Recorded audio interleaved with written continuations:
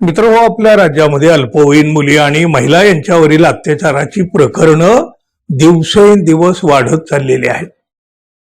गृह विभागाचा वचक राहिलेला नाही.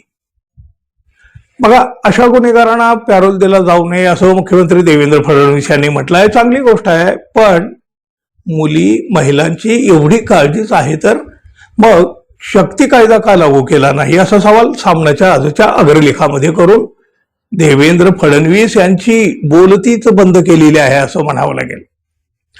सामनाचा आजचा अग्रलेख सुद्धा बघा, अगदी नेहमीप्रमाणे चर्चेचा ठरला, वादळी ठरला, पण आजचा अग्रलेख प्रत्येकाला अंतर्मुख होऊन विचार करायला भाग पाडतो आहे. मित्रांनो, प्रत्येक वाक्यानुवाक्य लक्ष देऊन ऐका मित्रांनो. या अग्रलेखामध्ये काय म्हटलंय बघा. महाराष्ट्रासह देशातील अनेक भागामध्ये लहान मुलीवरील लैंगिक अत्याचाराची वाढ झालेली आहे, लाट आली आहे. महाराष्ट्राचं तोंड या अशा प्रकरणानं काळं झालेलं आहे. पुण्यातल्या नरसापूर इथं 3.5 वर्षाच्या चिमुकलीवर अमानुष अत्याचार करून तिची हत्या करण्यात आली. अशा घटना घडल्या की मुख्यमंत्री फास्ट ट्रॅकवर खटला चालवू किंवा आरोपीला फाशीच्या तख्तापर्यंत नेऊ अशा बतावण्या करतात. पण दिवस गेले की या सगळ्यांचा त्यांना विसर पडतो. आता मुख्यमंत्री फडणवीस यांनी एक नवी भूमिका मांडली आहे. ते म्हणतात, लैंगिक शोषण करणाऱ्या गुन्हेगारांना यापुढे पॅरोल देऊ नका असे निर्देश दिलेले आहेत. गुन्हेगार पॅरोलवर सुटतात म्हणून चिमुरड्यावर अमानुष अत्याचार होतात असं एकंदरीत महाराष्ट्राच्या मुख्यमंत्र्याचं मत बनलेलं दिसतं.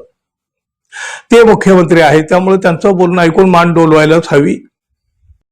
गृह खातं त्यांच्याकडे आहे, त्यामुळं त्यांच्या कारकिर्दीमध्ये किती महिलावर, चिमुरड्यावर असे बलात्काराने हत्यासारखे अत्याचार झाले आणि यातले किती अपराधी पॅरोलवर सुटून आले होते त्याची आकडेवारी लोकांसमोर येऊ द्या.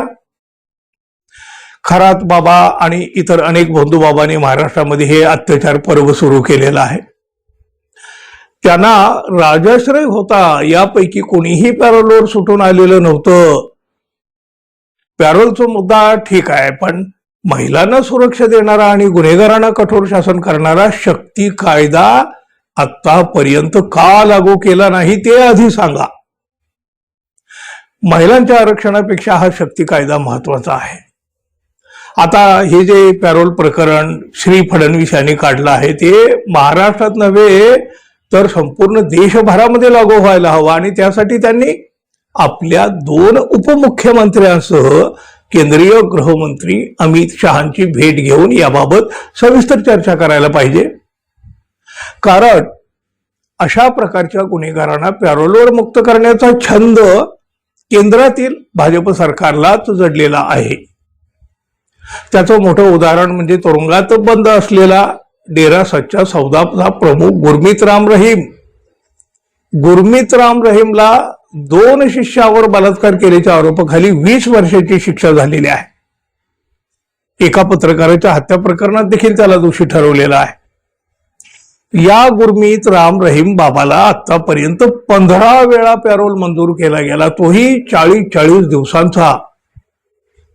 पंजाब हरियाणात विधानसभा, लोकसभा, स्थानिक स्वराज्य संस्थांच्या निवडणुका आल्या की सरकार या बाबाला हमखास तुरुंगातून बाहेर काढतं.